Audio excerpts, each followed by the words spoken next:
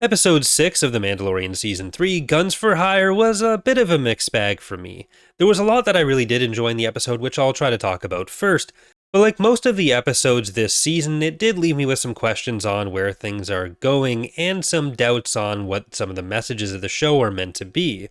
First, I did love the opening scene. I love when Star Wars is able to include alien species, and it's something we haven't seen a lot in live action recently, but we've had a lot of it in this season, and this opening scene was one of the best examples of that. It really highlighted the Quarren and Mon Calamari as individual species, as well as some nice world building showing the tensions that exist between them, and a bit of an attempt to reconcile that without making it the whole focus of the episode. The police procedural on Plaisir was also a lot of fun in most places. Watching Din and Bo-Katan together has become a highlight of the season, so I'm always up for more of that. The celebrity cameos didn't really do it for me though. The Christopher Lloyd one I felt actually fit pretty well in the episode and the character made a lot of sense, but for Jack Black and Lizzo, while I like both of them, I couldn't really get into it as much and it felt a little tonally off for the episode. I did like the overall prequel feel of the episode, and I especially liked the mention of Count Dooku from Christopher Lloyd. For some reason, anytime I think about how interconnected the different eras in Star Wars are or aren't, what I always picture is one of the characters from the Galactic Civil War, like Luke Skywalker, or even Emperor Palpatine in the original trilogy, just saying the name Count Dooku. So that made me happy in a way that's probably pretty specific to me, but I still enjoyed it either way, so maybe that doesn't help you at all, but I liked it. I did like revisiting some of Din's prejudice against droids as well. I've seen some people complain that this felt like a reversion for him, but I think what happened makes sense. We saw in the earlier seasons that he warmed up to IG-11, but we also saw that he just warmed up to IG-11, and I think that's why they showed him working so hard to try to recover IG-11 when he needed a droid earlier in the season. He accepted R5 when he couldn't get IG-11, but he was also in a situation where R5 was doing things for him, so that little bit of warmth is understandable there. When he's coming across super battle droids, which the last experience he would have had was them killing his parents, it's a lot more understandable that he has a strongly negative reaction to it, and he also took that out on the bartender. Hopefully the help that he and Bo-Katan received from the droids in that bar and the speech they gave about wanting their second chance, something that he can relate to from this and the last season, made some sort of impact on him that we'll see going into the future. The place where I keep stumbling with the show, and it's no different with today's Darksaber scenes, are the overall Mandalorian plot lines. I'd argued before that the events on Mandalore didn't mean that Bo-Katan controls the lightsaber, but what I'd failed to consider, because clearly I was wrong about that, was that Din would be the one making the argument for her. I think if everything else had gone the same way that it had, but the Darksaber was still in possession of someone who didn't want to give it up the way Din did to Bo-Katan, then Bo-Katan would have had a very hard time trying to convince Axe Woves that she is actually the one in control of the Darksaber. My point at the time was that there's ultimately not a hard and fast set of rules on how control of the Darksaber works. It's ultimately who has it and who can convince everyone else that they're supposed to have it, and I think those two need to go together. I'm also still not necessarily sure that it's always going to remain with Bo-Katan, mostly because there was a lot of emphasis on the fact that Din was still failing to control it, and that felt like a bit of an unresolved plot line to me. It's possible that that was just being done to highlight why Din may not feel especially bad about giving it up, but it still seems like the kind of thing that was representative of some kind of conflict within Din that needed to be addressed. It's also not impossible that he just ends up using it a few times in the future, or that Bo-Katan kind of trains him with it, so we'll see where that goes. I can't really say that the scene landed for me particularly well in either situation. It felt just generally like a less successful or less impactful version of the scene we saw at the end of Rebels, and we know how that went. And while I do think the way they passed the Darksaber is valid, it does still feel a little like rules lawyering to me, which I don't know if that would go as well in Mandalorian culture, so that still feels a little bit weird. It kind of feels like it undercuts Bo-Katan's triumph.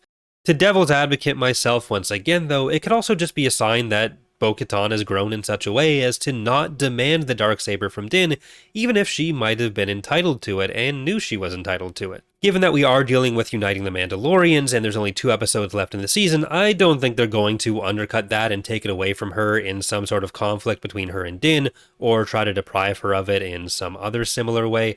I just think in the future maybe Din ends up with it again. Regardless of how that goes, we still do have the issue of the Children of the Watch and how Bo-Katan is going to be able to convince Axe Wove's group to go and spend time with them. We're on the road to reunification, but neither group really sees eye to eye with each other, and there's still a lot of differences in how they view Mandalorians and what a Mandalorian should be. Retaking Mandalore would clear some of that tension, but neither retaking Mandalore nor seeing the Mythosaur really changes the fundamental differences they have with each other, even if they could be more cordial. To me, the argument that the Children of the Watch are warming up to the idea of helmetless Mandalorians because of the help that Bo-Katan gave in saving Ragnar from one of his many, many wild animal attacks just doesn't quite fit. She did that after starting to live their lifestyle, and Din, who they've known for much longer, and who lived that life for much longer, had been cast out, but then came back, and the first thing we saw him do this season was save that exact same foundling from a different wild animal attack, and yet he was still seen as an outsider, and this was insufficient for him to be accepted back into the tribe. He still needed redemption, and he needed it in a way that they thought was impossible. With the end of episode 5, we were seemingly left with the two options that the armorer was either sincere in her search for compromise and mutual understanding, or that she was looking to use Bo-Katan to bring other Mandalorians in under her sway. Her speech to Bo-Katan, though, mostly focused on the idea that other Mandalorians weren't walking the way, and then she issued Bo-Katan the command to take her helmet off. It wasn't an option that Bo-Katan had earned the right to take her helmet off if she so chose, it was that she had to in that moment. Both of these factors, to me, felt more in line with the cultier second option. The reveal of the Mythosaur was certainly a big deal, but did it tell the armorer she needed to move forward and begin to accommodate different views, or was it a sign that she had a new recruit who she could use to bring others under the traditional ways and save the Mandalorians that way? We've heard so many things be called the way that it's hard to narrow down what exactly she meant in that moment when she was talking to Bo-Katan about Mandalorians stepping away from the way. Is she referring to removing helmets and who sits by the fire when, or is she referring to the kind of mercenary work that Axe Woves is doing and that Din was doing in the past, being beneath them?